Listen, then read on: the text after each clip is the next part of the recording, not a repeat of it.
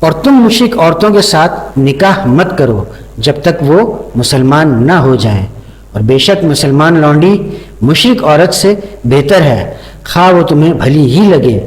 اور مشرک مردوں سے بھی نکاح نہ کرو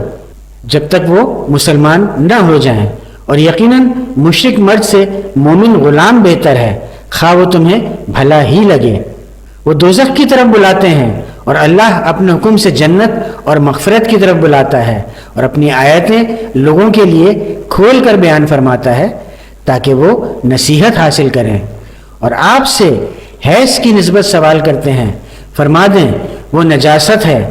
سو تم حیض کے دنوں میں عورتوں سے کنارہ کش رہا کرو، اور جب تک وہ پاک نہ ہو جائیں ان کے قریب نہ جایا کرو، اور جب وہ خوب پاک ہو جائیں تو جس راستے سے اللہ نے تمہیں اجازت دی ہے ان کے پاس جایا کرو، بے شک اللہ بہت توبہ کرنے والوں سے محبت فرماتا ہے اور خوب پاکیزگی اختیار کرنے والوں سے محبت فرماتا ہے۔ تمہاری عورتیں تمہاری کھیتیاں ہیں، پس تم اپنی کھیتیوں میں جیسے چاہو آؤ اور اپنے لیے آئندہ کا کچھ سامان کر لو، اور اللہ کا تقوی اختیار کرو، اور جان لو کہ تم اس کے حضور پیش ہونے والے ہو، اور آپ اہل ایمان کو خوشخبری سنا دیں، اور اپنی قسموں کے باعث اللہ کو نیکی کرنے اور پرہیزگاری اختیار کرنے اور لوگوں میں صلح کرانے میں آڑ مت بناؤ، اور اللہ خوب سننے والا بڑا جاننے والا ہے۔ اللہ تمہاری بیہودہ قسموں پر تم سے مواخذہ نہیں فرمائے گا، مگر ان کا ضرور مواخذہ فرمائے گا جن کا تمہارے دلوں نے ارادہ کیا ہو، اور اللہ بڑا بخشنے والا بہت حلم والا ہے۔ اور ان لوگوں کے لیے جو اپنی بیویوں کے قریب نہ جانے کی قسم کھا لیں 4 ماہ کی مہلت ہے، پس اگر وہ رجوع کر لیں تو بے شک اللہ بڑا بخشنے والا مہربان ہے، اور اگر انہوں نے طلاق کا پختہ ارادہ کر لیا ہو تو بے شک اللہ خوب سننے والا جاننے والا ہے۔ اور طلاق یافتہ عورتیں اپنے آپ کو 3 حیض تک روکے رکھیں، اور ان کے لیے جائز نہیں کہ وہ اسے چھپائیں جو اللہ نے ان کے رحموں میں پیدا فرما دیا ہو، اور اگر وہ اللہ پر اور قیامت کے دن پر ایمان رکھتی ہیں اور اس مدت کے اندر ان کے شوہروں کو انہیں اپنی زوجیت میں لوٹا لینے کا حق زیادہ ہے، اگر وہ اصلاح کا ارادہ کر لیں، اور دستور کے مطابق عورتوں کے بھی مردوں پر اسی طرح حقوق ہیں جیسے مردوں کے عورتوں پر، البتہ مردوں کو ان پر فضیلت ہے، اور اللہ بڑا غالب بڑی حکمت والا ہے۔ طلاق 2 بار ہے، پھر یا تو اچھے طریقے سے روک لینا ہے یا بھلائی کے ساتھ چھوڑ دینا ہے، اور تمہارے لیے جائز نہیں کہ جو چیزیں تم انہیں دے چکے ہو اس میں سے کچھ واپس لو، سوائے اس کے کہ دونوں کو اندیشہ ہو کہ دونوں اللہ کی حدود کو قائم نہ رکھ سکیں گے۔ پھر اگر تمہیں اندیشہ ہو کہ دونوں اللہ کی حدود کو قائم نہ رکھ سکیں گے، سو ان پر کوئی گناہ نہیں کہ بیوی کچھ بدلہ دے کر آزادی لے لے، یہ اللہ کی حدیں ہیں، پس تم ان سے آگے مت بڑھو، اور جو لوگ اللہ کی حدود سے تجاوز کرتے ہیں سو وہی لوگ ظالم ہیں۔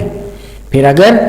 اس نے طلاق دے دی تو اس کے بعد وہ اس کے لیے حلال نہ ہوگی یہاں تک کہ وہ کسی اور شوہر کے ساتھ نکاح کر لے۔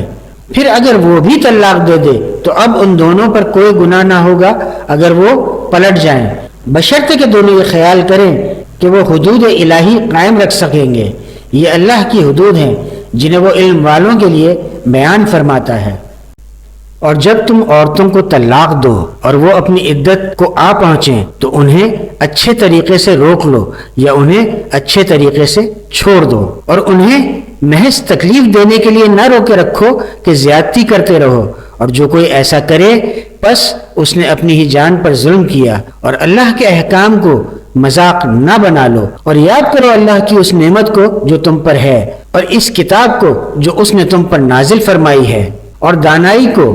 وہ تمہیں نصیحت فرماتا ہے، اور اللہ سے ڈرو اور جان لو کہ بے شک اللہ سب کچھ جاننے والا ہے۔ اور جب تم عورتوں کو طلاق دو اور وہ اپنی عدت کو آ پہنچیں تو جب وہ شرعی دستور کے مطابق باہم رضامند ہو جائیں تو انہیں اپنے شوہروں سے نکاح کرنے سے مت روکو۔ اس شخص کو اس امر کی نصیحت کی جاتی ہے جو تم میں سے اللہ پر اور یوم قیامت پر ایمان رکھتا ہو، یہ تمہارے لیے بہت ستھری اور نہایت پاکیزہ بات ہے، اور اللہ جانتا ہے اور تم نہیں جانتے۔ اور مائیں اپنے بچوں کو پورے 2 برس تک دودھ پلائیں، یہ اس لیے ہے جو دودھ پلانے کی مدت کرنا چاہے، اور دودھ پلانے والی ماؤں کا کھانا اور پہننا دستور کے مطابق بچے کے باپ پر لازم ہے۔ کسی جان کو اس کی طاقت سے بڑھ کر تکلیف نہ دی جائے، نہ ماں کو اس کے بچے کے باعث نقصان پہنچایا جائے، اور نہ باپ کو اس کی اولاد کے سبب سے، اور وارثوں پر بھی یہی حکم عائد ہوگا۔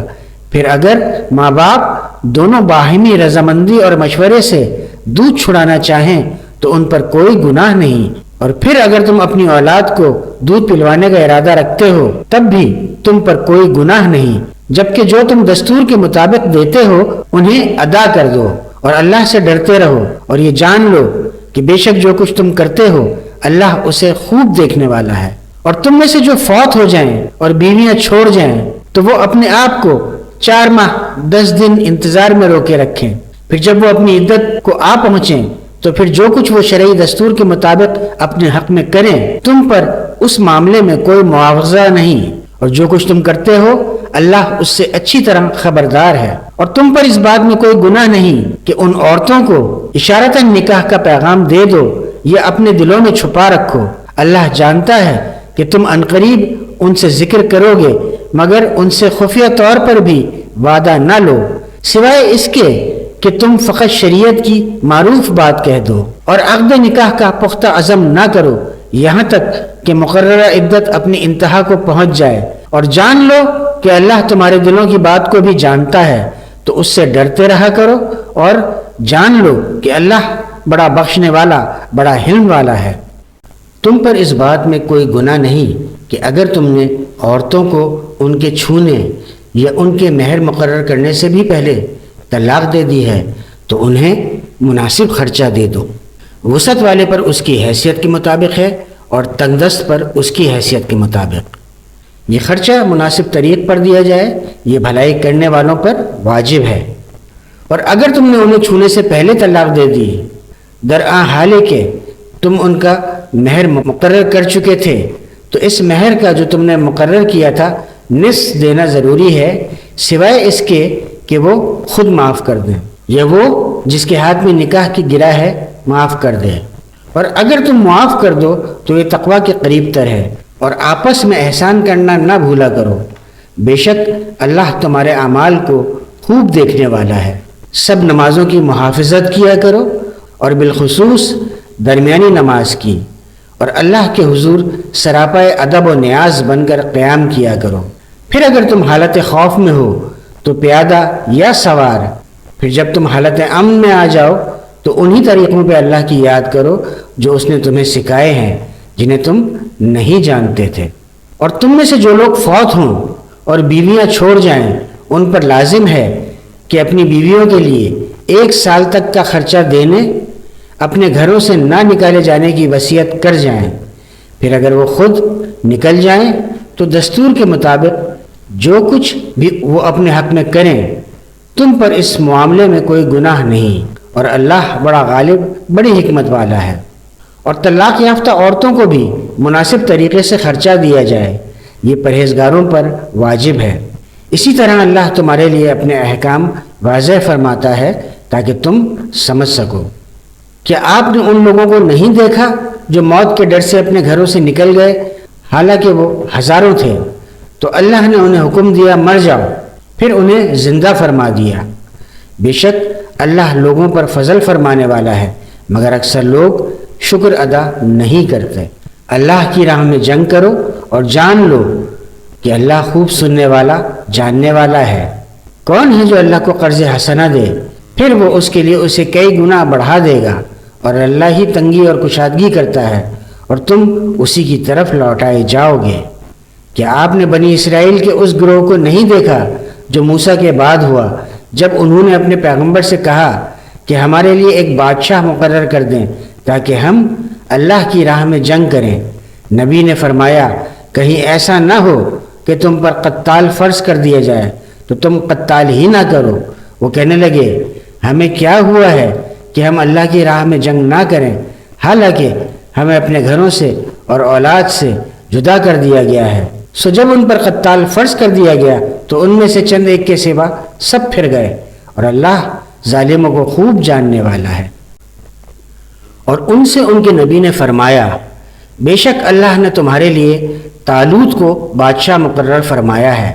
تو کہنے لگے کہ اسے ہم پر حکمرانی کیسے مل گئی، حالانکہ ہم اس سے حکومت کے زیادہ حقدار ہیں، اسے تو دولت کی فراوانی بھی نہیں دی گئی۔ فرمایا بے شک اللہ نے اسے تم پر منتخب کر لیا ہے اور اسے علم اور جسم میں زیادہ کشادگی عطا فرما دی ہے، اور اللہ اپنی سلطنت جسے چاہتا ہے عطا فرما دیتا ہے، اور اللہ بڑی وسعت والا خوب جاننے والا ہے۔ اور ان کے نبی نے ان سے فرمایا اس کی سلطنت کی نشانی یہ ہے کہ تمہارے پاس صندوق آئے گا، اس میں تمہارے رب کی طرف سے سکون قلب کا سامان ہوگا، اور کچھ آل موسیٰ اور آل ہارون کے چھوڑے ہوئے تبرکات ہوں گے، اسے فرشتوں نے اٹھایا ہوا ہوگا۔ اگر تم ایمان والے ہو تو بے شک اس میں تمہارے لیے بڑی نشانی ہے۔ پھر جب طالوت اپنے لشکروں کو لے کر شہر سے نکلا تو اس نے کہا بے شک اللہ تمہیں ایک نہر کے ذریعے آزمانے والا ہے، پس جس نے اس میں سے پانی پیا سو وہ میرے میں سے نہیں ہوگا، اور جو اس کو نہیں پیے گا پس وہی میرے سے ہوگا، مگر جو شخص ایک چلو اپنے ہاتھ سے پی لے سو ان میں سے چند لوگوں کے سوا باقی سب نے اس سے پانی پی لیا۔ پس جب طالوت اور ان کے ایمان والے ساتھی نہر کے پار چلے گئے تو کہنے لگے آج ہم میں جالوت اور ان کی فوجوں سے مقابلے کی طاقت نہیں۔ جو لوگ یہ یقین رکھتے تھے کہ وہ اللہ سے ملاقات کا شرف پانے والے ہیں، کہنے لگے کئی مرتبہ اللہ کے حکم سے تھوڑی سی جماعت بڑی جماعت پر غالب آ جاتی ہے، اور اللہ صبر کرنے والوں کو اپنی معیت سے نوازتا ہے۔ اور جب وہ جالوت اور اس کی فوجوں کے مقابل ہوئے تو عرض کرنے لگے اے ہمارے پروردگار، ہم پر صبر میں وسعت ارزانی فرما اور ہمیں ثابت قدم رکھ اور ہمیں کافروں پر غلبہ عطا فرما۔ پھر انہوں نے ان کو اللہ کے امر سے شکست دے دی،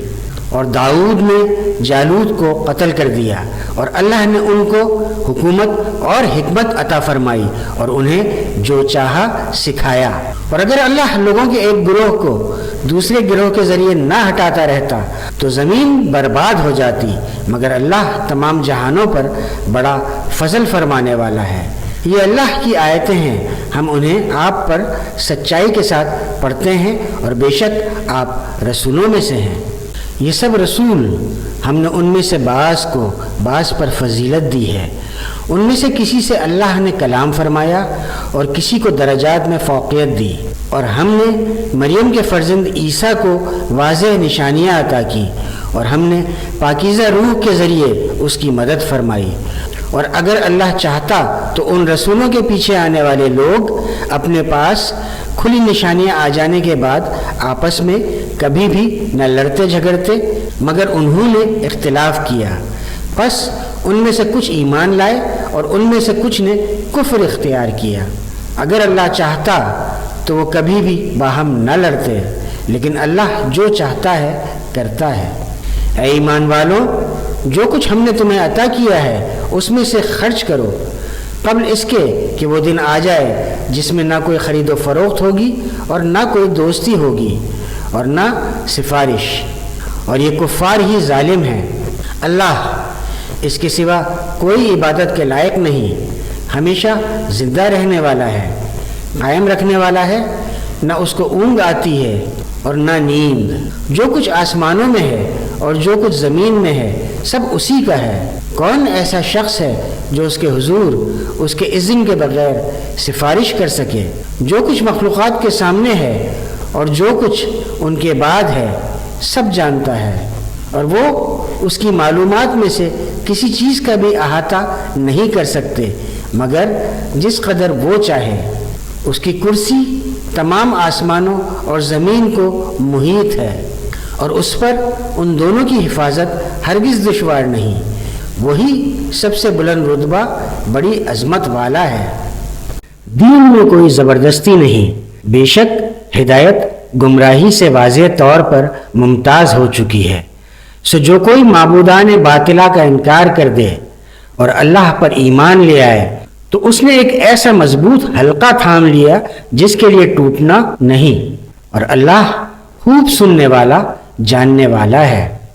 اللہ ایمان والوں کا کارساز ہے، وہ انہیں تاریکیوں سے نکال کر نور کی طرف لے جاتا ہے، اور جو لوگ کافر ہیں ان کے حمایتی شیطان ہیں، وہ انہیں روشنی سے نکال کر تاریکیوں کی طرف لے جاتے ہیں، یہی لوگ جہنمی ہیں، وہ اس میں ہمیشہ رہیں گے۔ کیا آپ نے اس شخص کو نہیں دیکھا جو اس وجہ سے کہ اللہ نے اسے سلطنت دی تھی ابراہیم سے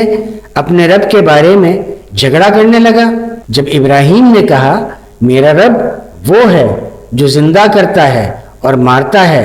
تو کہنے لگا میں زندہ کرتا ہوں اور مارتا ہوں۔ ابراہیم نے کہا بے شک اللہ سورج کو مشرق کی طرف سے نکالتا ہے، تو اسے مغرب کی طرف سے نکال لا۔ سو وہ کافر دہشت زدہ ہو گیا، اور اللہ